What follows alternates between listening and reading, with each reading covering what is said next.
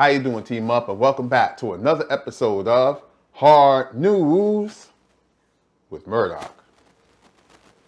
Now, to say it's been a busy news week would be an understatement, okay? And at first, when I was developing my report for this week, I thought I was going to have to sound off on the fact that Elizabeth Warren tried to say Bernie Sanders made a statement that a woman couldn't win the presidency in 2018. But then I was pretty surprised when even the press that's normally biased towards Sanders had this to say about the situation.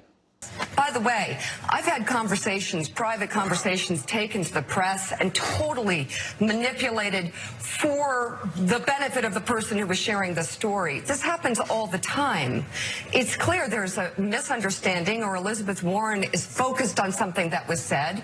And Bernie Sanders is not going to be someone who says, I don't think a woman could win. That's just stupid. Right. It would not be smart. You just wouldn't say that. Also, Bernie went to her in 2015 and said, hey, I think you can win. I think you should run for president. This is a terrible issue to bring up. This is such small ball. Now, when Elizabeth Warren seen that this wasn't a good look for her, she decided to de-escalate the situation, which is good because when the Bernie bashers saying we don't believe you, you need more people, it's time to reevaluate your strategy, okay? Then I was going to do a report on how the impeachment is moving forward and going to trial and how there's a whole slew of new evidence coming forward on the Trump administration. But then, lo and behold, a chicken came home to roost when Lev Parnas came forward and had an interview on MSNBC and blew up all this information on the Trump administration.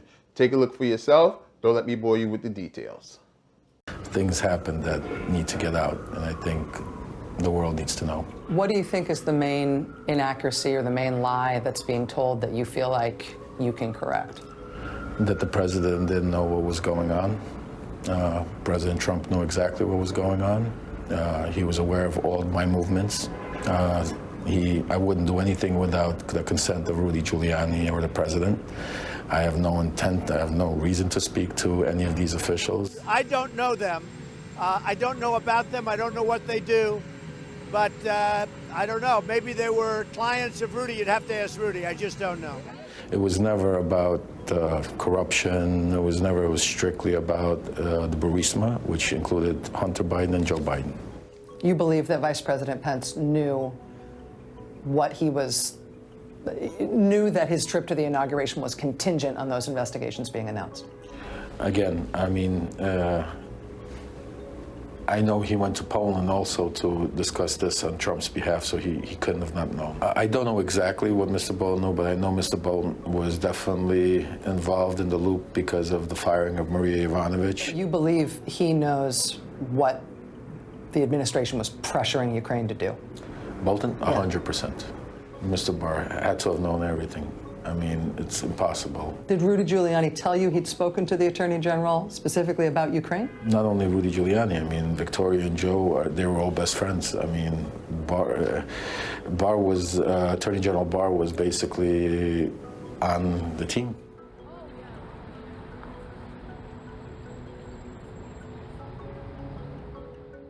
I was in shock when I was watching the hearings and when I saw Devin Nunes sitting up there, and then there was a picture where Derek Harvey was in back over there sitting. I texted my attorney, I said, I can't believe this is happening. Because? Well, because they were involved in getting all this stuff on Biden. I mean, he was sitting there and making all these statements and all that when he knew very well that he knew what was going on. He knew what's happening. He knows who I am. He had called my cell phone. And I didn't know his name, I didn't remember the name, but I did remember going back, looking at where I was at the time, because, you know, you can do that now. You actually know where you physically are, checked it with my records. Right. And it was very clear.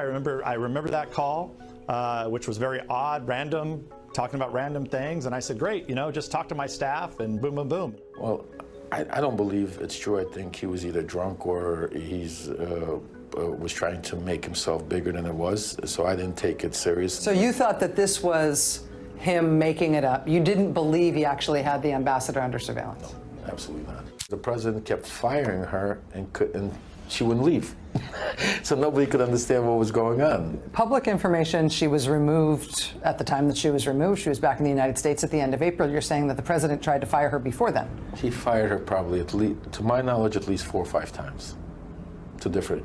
He even had a break down and scream, fire her to Madeline, his assistant, to secretary, before he fired. And, So and she said, Mr. President, I can't do that. He was directing the State Department to remove her, and the State Department was refusing? Correct. Now, if that interview isn't damning enough for you, Lev's lawyer actually left a video on Twitter of Lev and Trump at a meet and greet, which further proved that Trump knew exactly who this man was. But with that, that's all I have. I'm going to leave a link in the description down below for the full interview, as well as other interviews he's been on, because he's been doing a press tour like if he was about to release a summer blockbuster, okay? And as always, like and subscribe if you like what you see. Remember, the revolution is unclassified. Later.